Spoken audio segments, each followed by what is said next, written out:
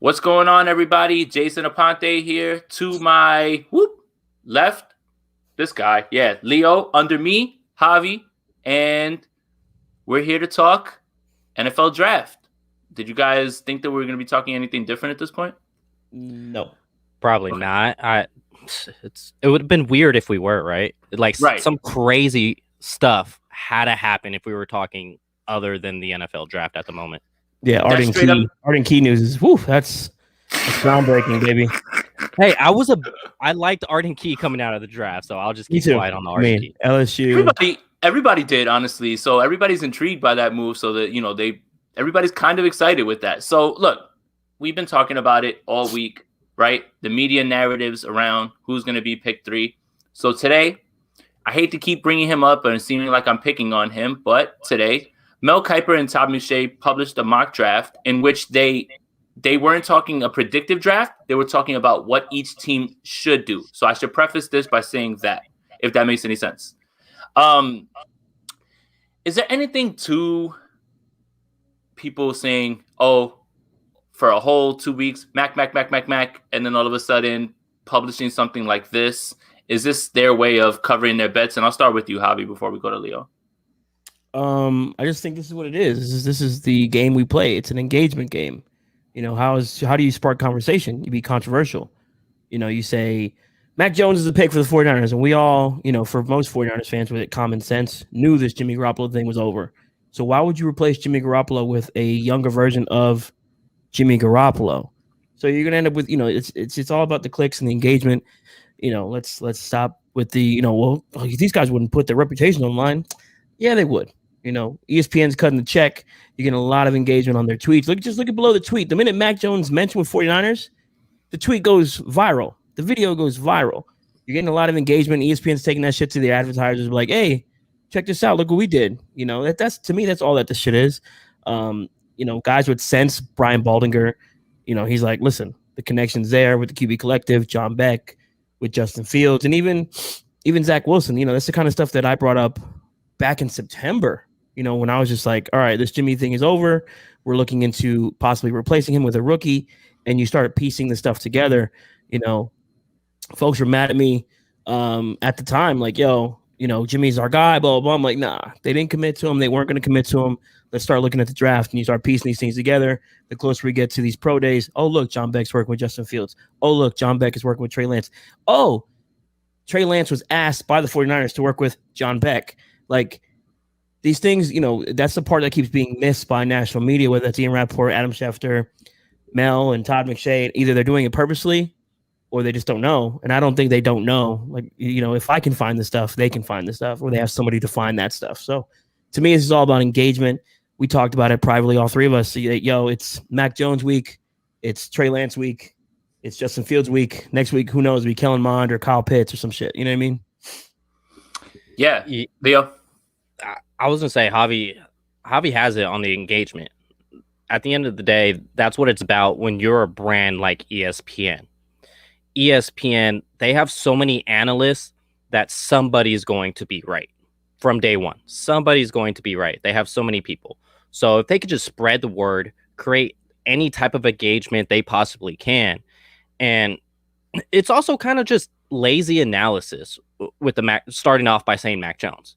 I say it's lazy analysis because Kirk Cousins, Matt Ryan, Jimmy Garoppolo, Brian Hoyer, Matt Schaub. Like, do you see the trend there with guys that have been in Shanahan's QB room as far as QB1 goes?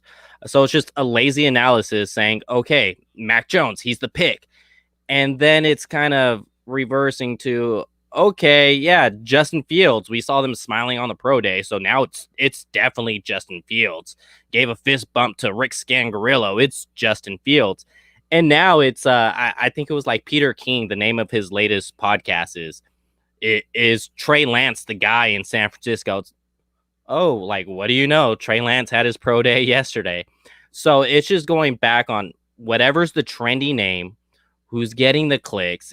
And honestly, if you start this off as soon as the 49ers traded to number 3, ESPN, whether it's SF or FS1 or whoever it is, that cares more about engagement than accuracy. It's you start off by saying Justin Fields, it's done. Like the story's done. You're getting no more clicks. Like how long are you gonna ride that story for 3 weeks, for a month? Like how much more can you put on that? Yet if you start off by saying Mac Jones, then you could build onto it. Like Javi saying, people are gonna quote tweet it. People are gonna give their opinion on oh yeah, that makes sense because it's Shanahan's history, or no, that doesn't make sense because you don't give up that amount of picks for that guy. So it's just, it's all about the engagement, getting people talking, and ESPN does a great job at that because, like I said, at the end of the day, right before the draft, you're probably going to see almost 90% of those analysts say Justin Fields is going to be the pick. But, behind these talking heads with the blue check marks, they have those producers that are also feeding them like, hey, guys, you say this and just creating the storyline. That's what those producers do for those bigger networks. And absolutely. Yeah, I was going to say, put this question up because this is perfect. So what if Jones isn't, well, first of all, thank you for the contribution. Appreciate you, man. What if Jones isn't even on their board? Jets are guaranteed to take Zach Wilson, therefore still a prospect. Shanahan said they had 3 guys. What if it's Wilson, Fields, and Lance, not in that order? Javi, you could start. This is what I've been saying the entire time. Kyle said it. He said he had 3 guys, and I think the 3 guys were Trevor Lawrence, Zach Wilson, Justin Fields. I add that. I say that because Kyle and the 49ers asked Trey Lance to go work out with Kyle's guy, John Beck, to get a little bit more information on him. If anyone read the Matt Barrows piece about John Beck is kind of like a shadow GM in this situation where he's relaying some information back to the 49ers based on those workouts. And anyone else who's paying attention, John Beck has worked with Jimmy Garoppolo, CJ Beathard, and Nick Mullins. So he's teaching the guys the offense, the guys that are coming to see him, what Kyle likes to do out of play action, the boot action, the whole, the guitar motion, basically extending the ball out, the other hand's tucked toward, making it a guitar shape, the footwork. You saw some of the throws from Trey Lance the other day. It's a staple in Kyle Shanahan offense. Going to have to flip his hips and deliver a strike in stride. And he did that a couple of times in some of those, on those pro day clips. Same thing with Justin Fields. We know Kyle knows Justin Fields from the QB Collective. We know Justin Fields and Kyle Shanahan have a long relationship. People have spoken about that at NAW. I know I have. When it comes to Mac Jones, that's the guy that John Lynch has seen at the Senior Bowl. We all were there. We saw him. Nothing super spectacular about the kid. He is what he is. He has ceiling, low floor. I'm sorry. Low ceiling, high floor. If his peak is Kirk Cousins, then cool. But Kirk Cousins isn't going to win you a Super Bowl. So, this is where I think Kyle had his 3, Lawrence, Wilson, Fields. The other 2 were Mac and Lance, and we see that based on what the Niners have done in the last 2-3 weeks since the trade. Yeah, and the other thing too is when we talk about these people and they're content creators like we are, they're just on a content creator on a bigger scale. They still have, quota as far as what they need to hit as far as clicks and things like that. So maybe it's not so much that they believe that, but the producers are going to tell them yo, don't stop saying that, it's drawing in, contributions. Leo, what were you going to say? I was going to say is I agree with Javi on that. I think the 3 was Lawrence. It's just never know factor. That's why you say 3 you're comfortable with. What if he does go to 3? You don't know early on in the process what knocks him to 3. Who knows? So I think that 3 was Lawrence, Wilson, and Fields. And then they're doing their due diligence on Lance because of that same, like I said, with Lawrence, that you never know factor. What happens before the draft? Because we're still, 9 days, Robbie Gold days away from the NFL draft. So it's just, do your due diligence on Lance. It doesn't seem like they did much of a due diligence on Jones. That's why I wouldn't even say he's on their board basically for that 3rd pick. Yeah. When you talk about the 3, right? So here's a question. Hold on. There was a question that was right up here. Why? All right. So here's a good question from Jason. Jason's my guy. He be in the clubhouses all the time. If Lance was never in the 3, why do the training with Beck? Why? Javi? Yeah, go ahead, Javi. Why? It's because, Beck has been feeding Kyle Shanahan intel. Zach Wilson's been working with John Beck since he was a freshman in college. On my podcast, we broke the news that Adam Peters was at the BYU Boise State game before that came out. So there's plenty of information tying the Niners to Zach Wilson and John Beck having that connection. Having John Beck work with Trey Lance is for Kyle to get some intel. Like, hey, can this kid do what I need him to do? If for some reason the Jets were to take, Justin Fields or Trevor Lawrence falls for some reason, you know what I mean? His comments may have, made the Jets get, a little bit uncomfortable. But with Trey Lance, Beck is teaching the offense. He's teaching what Kyle likes to do in the offense, what Kyle likes out of his quarterbacks. It just makes sense for him to do that. And this, again, it goes back to Kyle was comfortable with 3. He said it. I need to get comfortable with the other 2. And how do you get comfortable with the other 2? You find ways to do that. And and Quincy Avery, I guess, essentially was like, yeah, cool. I think Leo had mentioned it. That Trey Lance was going to work with John Beck, and that's a big factor in all this. Again, Beck is feeding information to the Niners, and it's clear as day because even that Barrows piece, it kind of hints at it, and it would make a ton of sense, especially with a COVID year like this. You don't get private pro days, you don't get private workouts, you don't get to meet with these guys face to face. John Beck is getting engagement with these guys face to face, person to person, intimate, information to give back to Kyle. Like, yo, Kyle's probably calling like, yo, can this guy do a 5-7 step drop and run this play action scheme? Can he do this? How's the RPO game? How's his release? How's his footwork? Just simple stuff like that. How's he picking up some of the concepts that you're teaching him? Like, he's getting that information from John Beck. You can't tell me otherwise. The reason why you also look so much more into Lance with having John Beck training him for a couple weeks before that second pro day, I think it goes back to 2017 to where my belief right now is that Fields is the pick, and Kyle's belief back in 2017, it was that he was going to get Kirk Cousins in free agency. That didn't happen. So before that 2017 draft, since he was so much more invested into Kirk Cousins as a free agent, he didn't really do his homework on Deshaun Watson. He didn't really do his homework on Patrick Mahomes. And that's something Shanahan himself stated. That's not something I'm making up right now. And so just in case something happens with Fields, you got to do your homework with Trey Lance. Yeah. Because I think if something happens with Fields where he's off the board and you're looking at between Lance and Jones, if you're not doing your homework, you may go Jones. But if you do your homework, you're absolutely going Lance. Right. Yeah, and this brings me back to this brings me back to my initial point that I tweeted out, weeks ago. You killed this front office when they didn't go explore all those options in 2017 because it was Kirk Cousins. Now you're worried that they're going to explore all the options. You really can't have it both ways. Now, whether I agree with whatever is being speculated on is one thing and it's a whole other thing, but they're going to see guys and they're doing exactly what you wanted them to do in 2017. But now it's a problem because one of those involves Mac Jones. So even if I don't think that Mac Jones was worth it at 3, that doesn't mean that I don't want him to go see Mac Jones or them to go see Mac Jones. Like, do you understand the difference? I think that, again, I said this yesterday, but I'm going to keep reiterating it because people don't understand. Just because I'm pro Fields doesn't mean that I'm anti everybody else, right? It's not a personal thing, and that's the thing about it.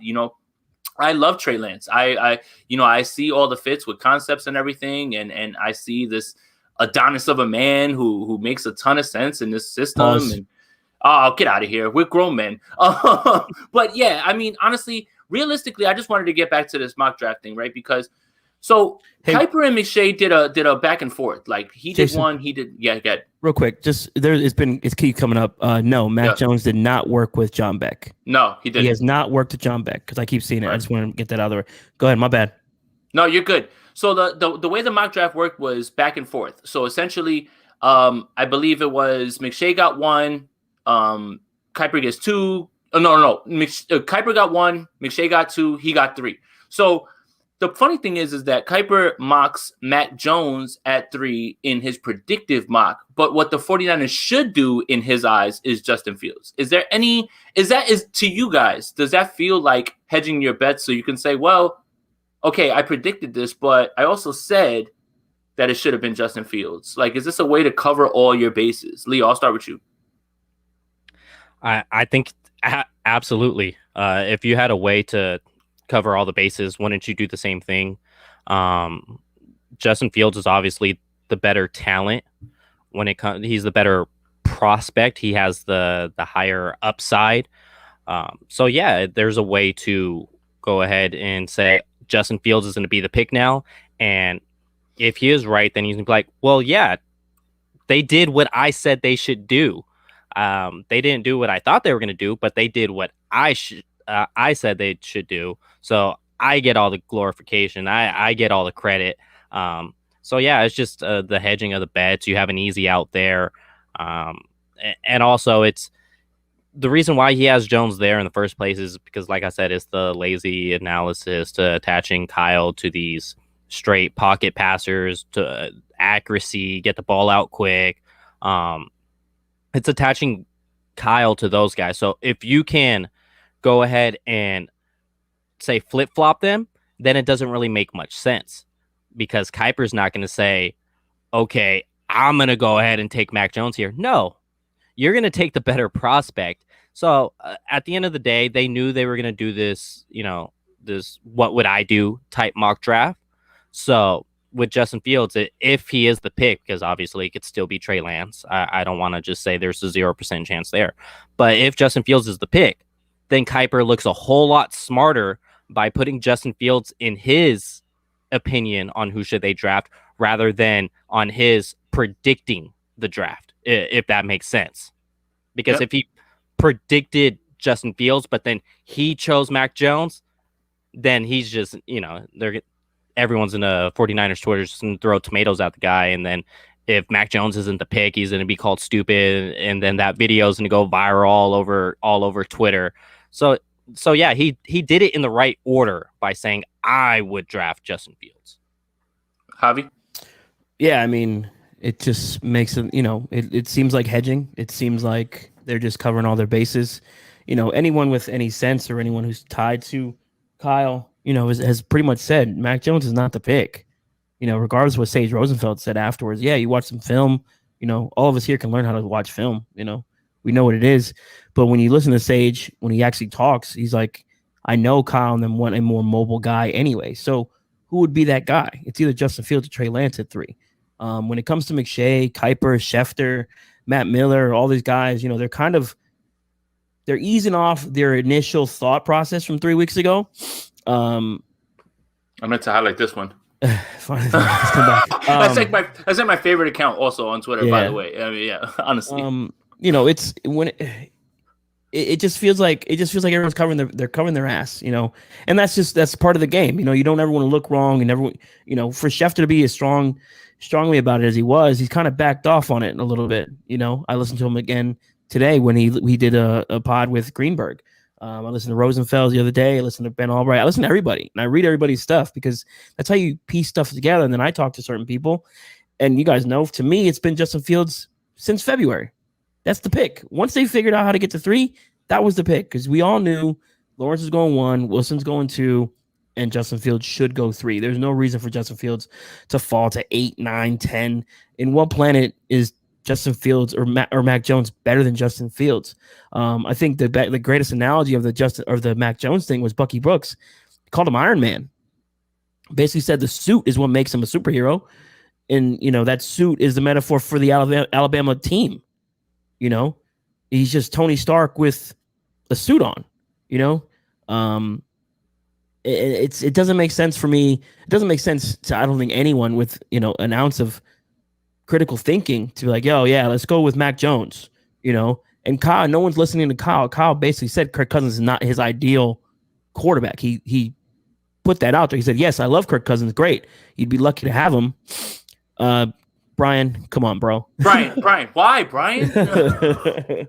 With Kyle's people aren't listening to Kyle. It doesn't make any sense. And that's where this to me, it goes back to the engagement thing. Like folks like us 3 and folks in the comments who have common sense are like, yo, that doesn't make sense. And then you drive up the engagement. There's your advertisement dollars. We know how it goes. We're in this Don't bro me, bro. All right. My bad. Sorry, my Brian. bad. That's the Godfather, the Podfather. Yeah, for sure. But yeah, to me, it just feels like just driving engagement. What fun is a draft if the first 3 picks are already known before it happens, right? Yeah. Trevor Lawrence, Zach Wilson. We are all tuning in at 7:00 Central Time, or for me, it's in Central, to see who's picking at 3. Like, what are they going to do? Because the intrigue is there. Is it going to be Mac Jones? Is it going to be Trey Lance? Or is it going to be Justin Fields? People are going to be locked in. I bet those numbers are going to be crazy for pick 3, because the Niners, who said it again? Basically the Niners are the sun, and everyone is orbiting around them, trying to figure out what they're going to do. So, Kyle Shanahan has brought the 49ers back to relevance, and Kyle's probably in his office just laughing up a storm at everyone thinking he's going to take Mac Jones. I don't believe for 1 second it's Mac Jones. Okay. So let's move on. So Mina Kimes, she tweets out today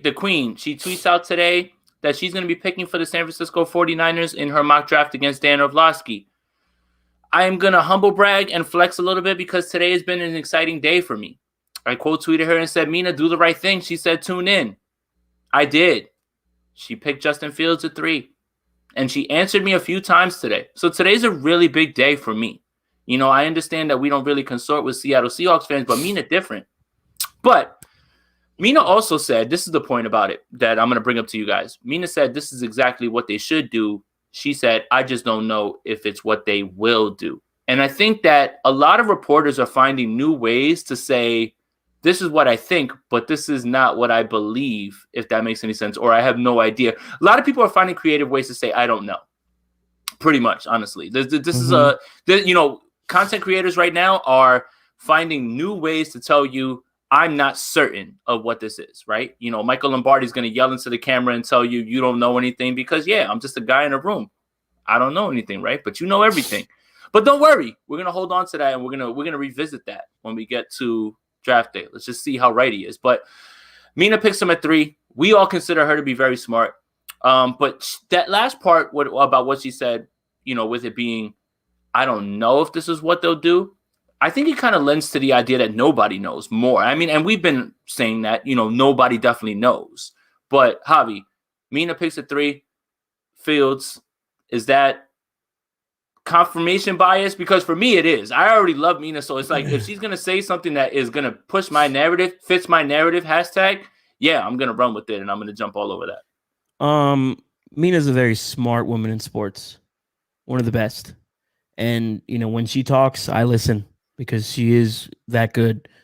For her to say this is what the Niners should do, she's absolutely right. And that's not confirmation bias, because the Niners should have picked Deshaun Watson 4 years ago. They missed that part, right? There is nothing that Justin Fields does that doesn't translate to the NFL. Like, he fits this offense to a T. He's familiar with the coaching staff. He knows Rich. He knows John Beck. He knows Kyle. He knows, Mike McDaniels from his days in the QB Collective and whatever they do every other summer, from what I understand. They've been working for quite some time. So, to me, the pick is Justin Fields. And for Mina, she's been on this. Like, she's like, hey, look, when it comes to guys on ESPN, Marcus Spears, Mina Kimes, and it goes, for me, it all goes back to engagement. You want to have this dispute. Matt Miller said this, and Mina said that. Schefter said this, and Marcus Spears said that. It's all for good TV, and it increased the drama. Of course. Listen, Mina doesn't want the Niners to pick Justin Fields. She's a Seahawks fan. See, that's her worst nightmare. If Russell Wilson gets traded and Justin Fields is the quarterback for the 49ers, the Niners are going to run the division for 10 years. She's going to hate her life. But she's an unbiased, objective person. And the right thing to do for the 49ers to take a guy like Justin Fields. He is pro-ready. He is ready to go right now. He is your starter week 1. You can't tell me different. And Mina, shout out to Mina. Hopefully she's watching. I think somebody tagged her. Somebody tried to tag her because, I shot my shot and I got left on red, but I tried. I mean, hey, it is what it is, man. It that kind of sums up my entire life when it comes to certain things like that. So, I mean, it's not really out of the ordinary. Stop. Leo, talk to me about Mina mocking Fields at 3. So, with Mina, I want to say she's not only one of the best females on TV, YouTube, podcast, Spotify, whatever. She's one of the best individuals, whether it's male or female. Absolutely. The way she could break it down from the X's and O's to the analytics to what she sees, the eyes factor, what my eyes are telling me. She's one of the best individuals overall. So if anyone needed any type of clarification, Mina's kind of that person you go to in any type of circumstance. And the fact that she said Justin Fields should be the pick, I think a lot of us believe that as well. So I wouldn't say it's any type of confirmation bias. It's, if anything, it makes you feel good because it's like, this girl's like, she got the galaxy brain for real. And then it's like, we on the same level in our thought process. It's one of those just like feel goods, like cool. Like I'm a big fan of hers and we're on the same page of it. And it should be the pick. Just tell her you're 7'6". That is very true. I don't see what that. But my point is with that is, yes, whatever. I'm super tall, but that's not going to help her get on my podcast. That's all I want. I just want to discuss stuff with her. You know, being tall is not going to get me on the pod. Go ahead, Leo. Being tall gets you a lot of things, but different discussion. So, oh Christ, yeah, man. Yeah. So, her saying Justin Fields, I wouldn't say it's necessarily saying like I don't know. Wouldn't be hedging her bet. In a way, it kind of comes off as that, but I think none of us really know besides Kyle, Jed, John. It's mainly 3, possibly 4 people that actually know today. Hold on. Saying, can I pull this one up real quick? So, Jan, you've been on my show, and I appreciate you, bro. Charlie Casserly has Justin Fields going 24th in the draft. 24th. Wrap your head around that and tell me that you can say that again with a straight face. Like Jared already said on Two Skinny Dudes, I don't have to cook the shirt. I'll eat the shirt if Justin Fields goes at 24 to Pittsburgh Steelers. I don't have to cook the shirt. I'll cut it up and I'll eat it with a fork and knife. Cashley's the same guy who let Carr die in Houston. Like, are we? What are we doing? There's a reason he's just. Yeah, Charlie Casserly's probably one of the worst. Yeah, he's outdated. He's look what he's done for a long time. For a long time, he's been what he's contributed. What he's contributed is something that I'll never be able to contribute. Right? He's been in front offices, so I'm not trying to downplay him. But Justin Fields at 24. Good God, man! Come on, man. What are we doing here at this point? Like that's not happening. Justin Fields at 24 will not happen. I promise you that. If I know one thing, I know it's that. 9 picks after New England, who desperately needs a quarterback with Cam Newton on a 1-year deal. 9 picks after that. Washington. They have Ryan Fitzpatrick, and he's going to go after Washington. Yeah. Like, come on. But Fields has been the number 2 quarterback this entire time. Like, since high school. And all of a sudden he's QB5, QB6. It doesn't make any sense. No, now he's picked 24. I will say this with Mina Kimes, she's not in it to break news. She's in it to talk football, and break stuff down. Yeah. She's not in it to be the Adam Schefter to do anything like that. She's just in it to talk football, and I think that's where a lot of us get excitement from watching a personality like that, because they're just passionate and they enjoy it. They're not trying to be bigger or than the next person, essentially. But yeah, Mina Kimes mocking Justin Fields there. I think it makes sense. It makes sense, and basically, it just makes sense at the end of the day. It makes sense. That's it. Honestly, let's move away from the quarterback talk, because I feel like we just keep talking about the same things, right? The draft really starts for the 49ers after three, right? Because I think we all kind of think we know what the pick is, even if it's not. It's going to be a quarterback at 3 one way or another. Yeah. But what are the other picks? What does 43 look like? What are the other picks down the line? And I'll start with Javi. Javi, 43.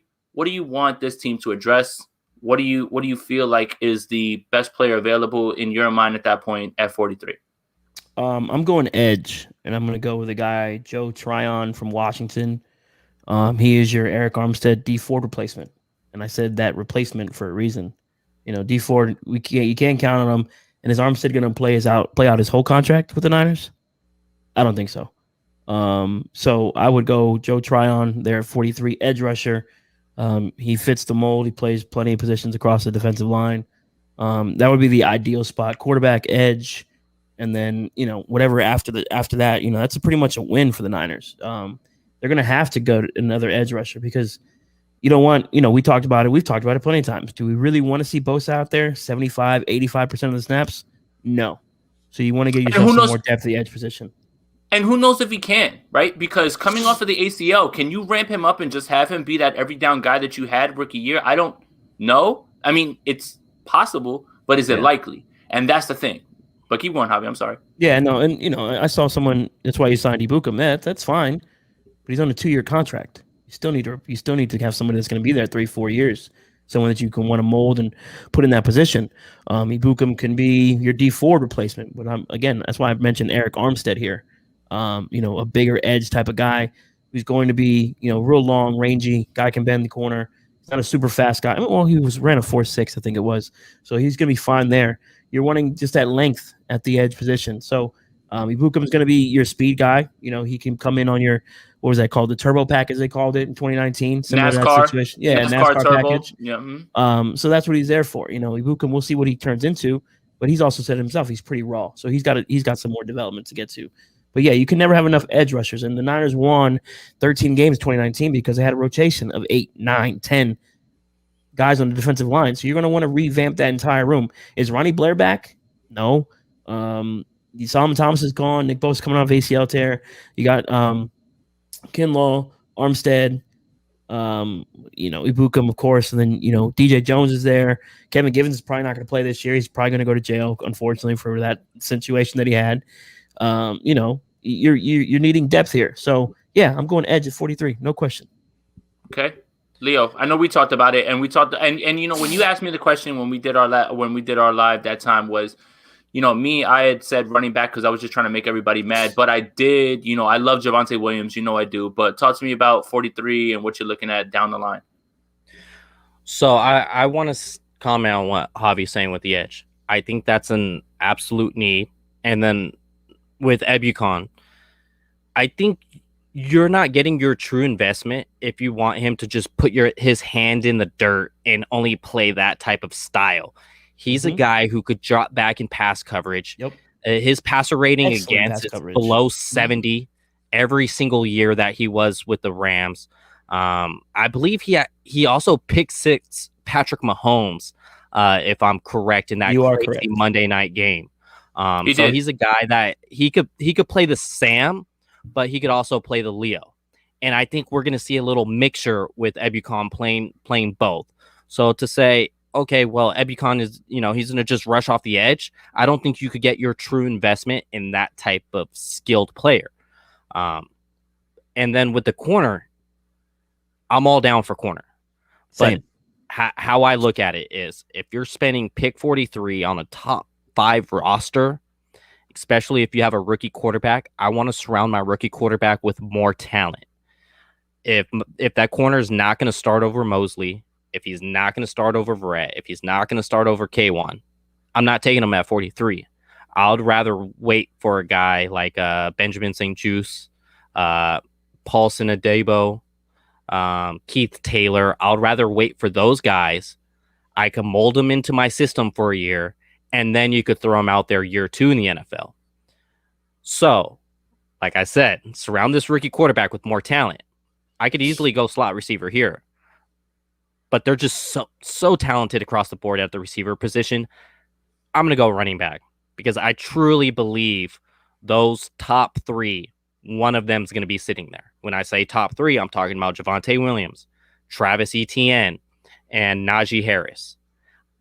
If you get one of those 3 players, your offense is completely elevated with the Justin Fields back there, and it keeps Shanahan into he's not going to go Cliff Kingsbury by drafting Justin Fields. He's not going to go 4 wide receivers out wide. I think he's still going to do a lot of power run. He's going to do a lot of play action and set up the downfield passes. I don't think he's going to completely changed the offense because of the quarterback. The quarterback just allows you to do more with your offense. So if you could get one of those 3 running backs, you're satisfied with. They're all 3 ballers. You and then what I was going to say is with them, it's Jeff Wilson Jr., Raheem Mostert. They don't seem to be the most durable guys. Now, I do hope they play all 17 next year, just because, fan of the team, fan of a player. But it also sets you up for 2022 to get that rookie in here now. Yeah, because Jeff Wilson Jr. and Raheem Mostert are both free agents at the end of the season. Mm-hmm. I just relay it back to the Dallas Cowboys when they had Dak Prescott and Ezekiel Elliott as rookies, went 13-3. If they had somebody else but Jason Garrett and maybe this 49er roster, they could have went further into the playoffs. Yep. Here's a good question. Nick, appreciate the donation, bro. What do the 49ers get for Jimmy, and why do we draft Diami Brown with that pick? Let's start with the first one. Javi, what do the 49ers get for Jimmy Garoppolo? And you know what? I'll add a caveat. When do you expect something to happen, any sort of movement with him? If the pick is who I think it is, Justin Fields at 3, I would expect Jimmy Garoppolo to be traded Friday, day 2 of the draft. A team that's left at the altar. I like quoting Kyle Shanahan here. Someone's going to get left at the altar, whether that's Washington, Chicago, Denver, New England.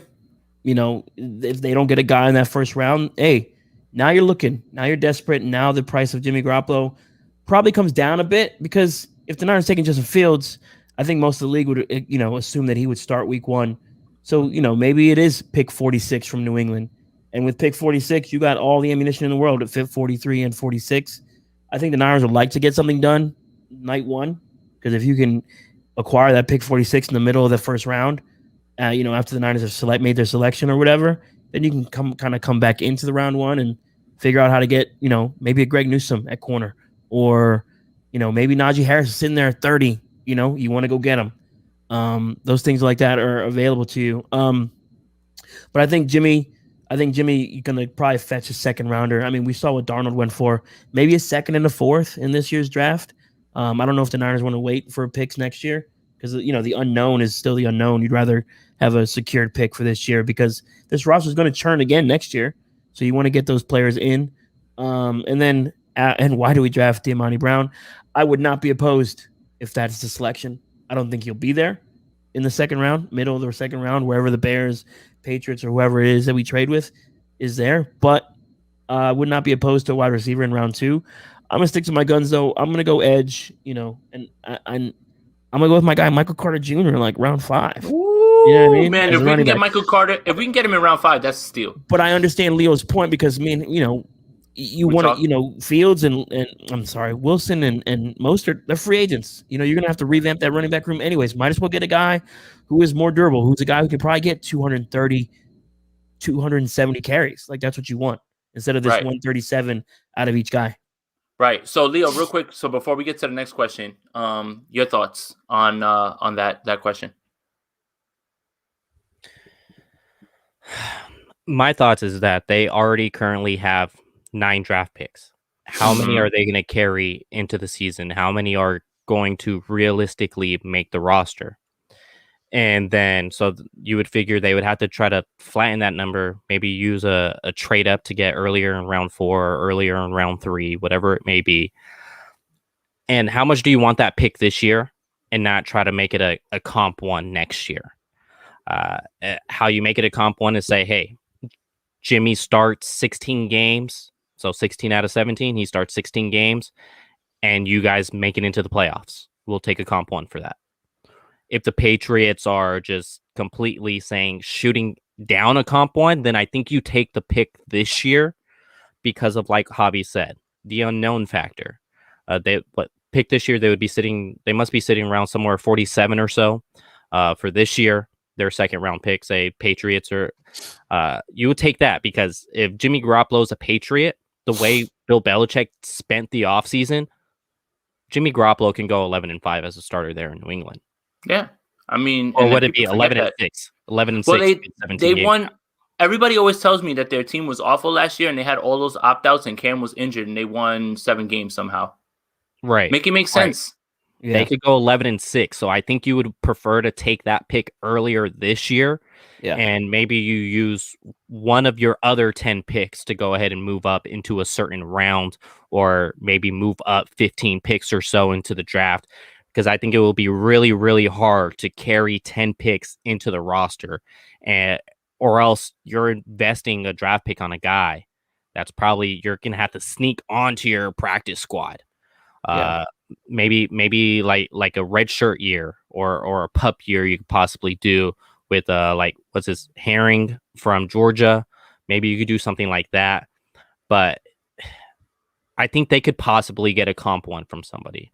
And a lot of the thing is it's not that Jimmy can't win games in the NFL. He can. We've seen it with the bad 49ers team in 2017.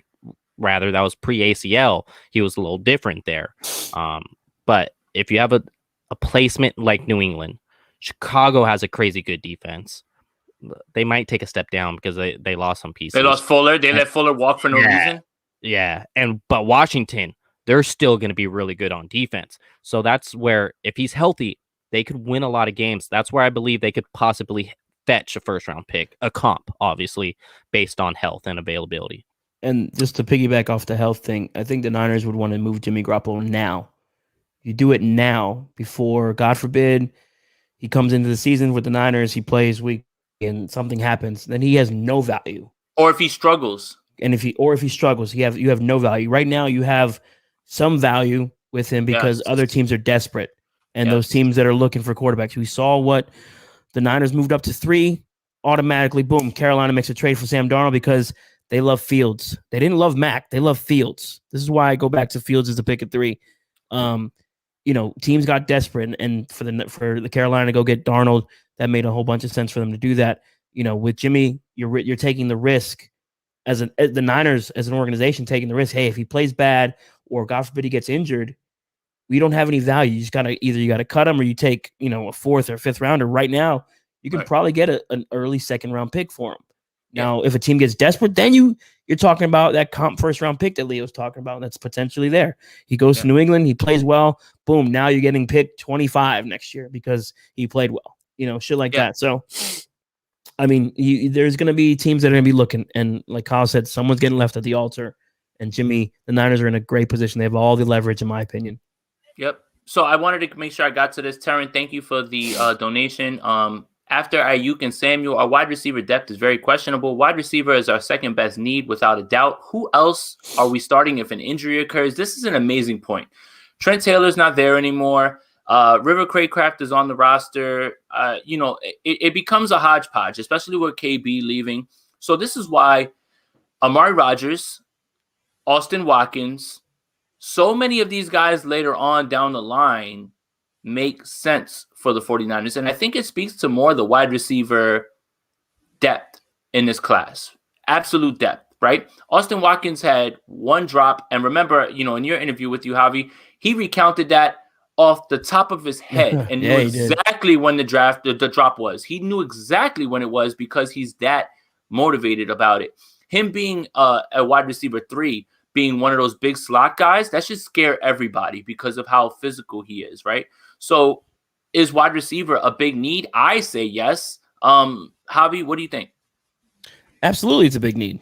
I'm all for drafting a wide receiver in this draft, whether that be in round 2, round 3, round 4. They're going to have to do it. You guy like a Terrence Marshall should be there in round 2. Elijah Moore should be there in round 2. De'Ami Brown should be there round 2. St. Brown from USC round 3. Like, this class is loaded. And you're getting down into round 3, round 4. You got Nico Collins out of Michigan. You got Tutu Atwell out of Louisville. Smith Marset out of Iowa, which is a name that no one really talks about. He would fit perfectly into this offense. An Iowa kid. Iowa guys are tough. Jalen Darden out of North Texas. Shai Smith out of South Carolina. Our boy, my guy Austin Watkins, who I've talked to repeatedly, he said he's had conversation with the Niners. So that's a plus. He's a fit for this offense. Big-bodied guy, strong hands, really good route runner, willing blocker. has no issues with commitment. You know what I mean? He's doing this, like he said on my pod, for his mama, you know, so she don't have to work no more. Like he's one of those guys.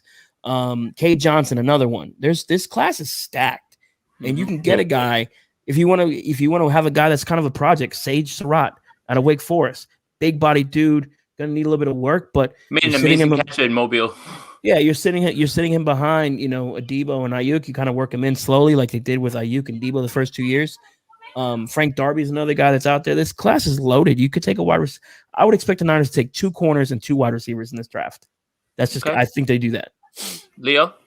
Yeah, I would say the receiver class is just stacked. I see someone said Tylan Wallace as well. Yeah, Tylan's nasty. But Bebe, something from Illinois. It's really hard to say his name. Shi Smith is who I'm coming around to, honestly.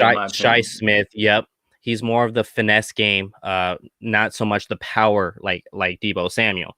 I think Deebo Samuel could play a lot of slot for this team as well, because when we look at and assess Deebo Samuel, we say, oh, yeah, he kind of runs his routes a little bit like Anquan Bolden.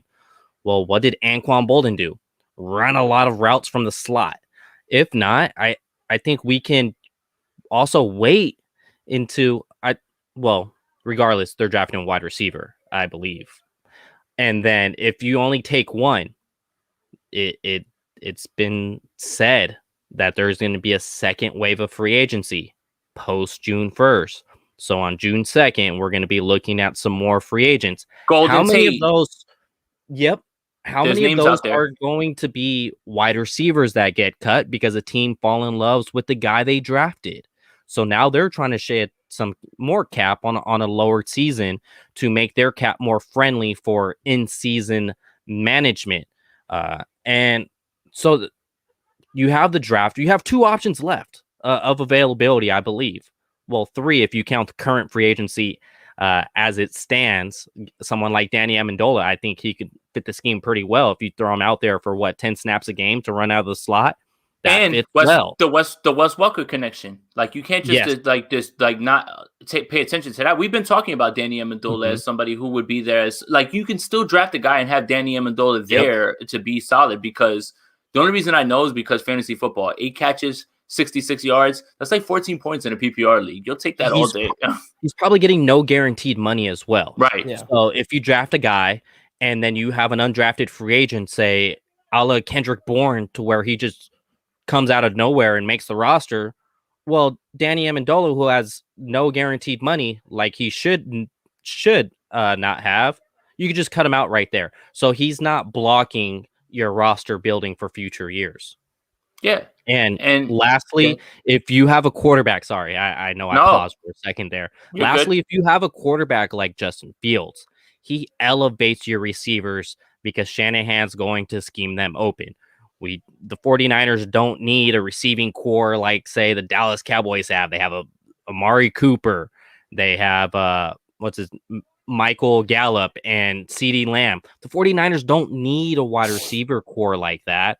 That's not really. Are we going to say the wide receivers get 30 snaps each a game? The top 3, I don't know, because that's kind of out of what Shanahan has done previously. But also a quarterback like Justin Fields can elevate these receivers. Like we've seen Patrick Mahomes make Demarcus Robinson look good when he's targeted him the ball. Yet Demarcus Robinson can't get a contract from another team because he's kind of a little average. And it's a package deal. Are you going to get Demarcus Robinson with Patrick Mahomes to throw him the ball? Like that's the only way it really works. And you know, with if the pick is Fields, and we're not looking for, you have, so let's be real. Who's wide receiver 1 for the 49ers? George Kittle. That's your target 1. Ayuk is 2. Debo would be 3, and then you're looking for a 4 or 5 guy, and that's where, for people who give Kendrick Bourne a ton of shit, like he was necessary for this team. He's giving you 36 to 40 receptions for 500 yards and a couple touchdowns. That's all you need. That's what you're asking. That's what you're looking to replace right now. Now, what do the Niners do in 2 years? Do they keep Deebo Samuel and extend him? Maybe, maybe not. But maybe you want to go ahead and get a guy who's similar to him or someone who's potentially could be better than him. That's what you want to do, and do that in round 2 with a Diami Brown or Terrence Marshall or one of those guys. But if you're willing to wait, then you're just really looking to replace Kendrick Bourne's production. And if Leo's planning to take a running back who can catch passes down the backfield, you're getting plenty of targets everywhere. Kyle Juszczyk still exists. The Niners still have to run 2 tight end sets, and I believe our guy Grant's buddy Ross Dwelly's still here. So you're getting targets from those guys. I would expect. I'm expecting a 75-80 catch season from Kittle, 65 to 70 catches from Ayuk, and then here's Debo with his 55 to 65, and then you're looking at wide receiver 3, wide receiver 4 getting 30 to 20 each, and that's kind of how this offense works. He's going to spread the ball around. No one's going to command a whole bunch of targets. I mean, they're going to command targets, but I don't think anyone's going to break 100 receptions in this offense. Not the Michael Thomas level of targets, DeAndre Hopkins level. And with Matt Ryan and Julio, everyone wants to reference that with Kyle. It's like, well, Brandon Ayuk is not Julio Jones. Julio's going to get Julio Jones is a monster. Yeah, so I think the Niners are looking more to be more spread out. Disperse all these targets to kind of make defense sit on their heels. We always talk about positionless football with the Niners. Kittle can line up out wide. You put Debo in the slot. You got Ayuk in the slot. You saw Debo line up as a running back against the Patriots. Like, Kyle loves mixing and matching all these pieces, so he's looking probably just for a weapon. That's where Jalen Darden comes in. That's where Shai Smith comes in. That's where Austin Watkins come in. Those kind of guys. Demetric Felton out of where do you go? UCLA. He's kind of that running back, wide receiver type of hybrid. So, with Kyle, he's looking for positionless football, and that's just kind of how I think they would utilize it. Okay. Well, we're close to an hour. I think we can keep going. Covered I mean, we can. But I'm in the mood. I'm in the mood. I think my food just got here, so like more than anything. But no, honestly, thank you guys for joining me. You know what? Real quick before we go, Javi, plug what you got going on, and then Leo, plug what you got going on. Yeah, just Fourth and Goal podcast. Me and Fern. We're trying to get Sean Wade on. Mr. Wade, if you're listening, reply to me. But yeah, as a co-founder of 49ers Gold Mine with my guy Leo here, check out all the content on the website. And Jason, again, thanks for having me. Of course, Leo. Javi, Leo. Same. Yeah. I'm like 6 inches shorter. It's okay. So same. Just to piggyback on Javi, Fourth and Gold. Wow, 49ers Gold Mine. Look at me. We're just everything's all. I made myself co-host apparently on the Fourth and Gold podcast. Yeah, so we need 49ers Gold Mine, YouTube, 49ersgoldmine.com, 49ers Gold Mine on Twitter. Just go ahead and check us out. Yeah, shout out to Tarrant. He said Kenneth Gainwell. Yes, absolutely. Yes, absolutely. That's a good one. There we go. That's a good one, honestly. But yeah, as usual, guys, thank you for enjoying the content. Make sure you subscribe, like, share with anybody that you think would enjoy this content. For these next 2 weeks leading up into the draft, it's going to be pretty much every night where we're going to be doing something like this. We'll be back tomorrow. Sprint right option. We're going to have Vish on, so you don't want to miss that either. But for Jay, for Leo, for Javi, we're out of here. Peace.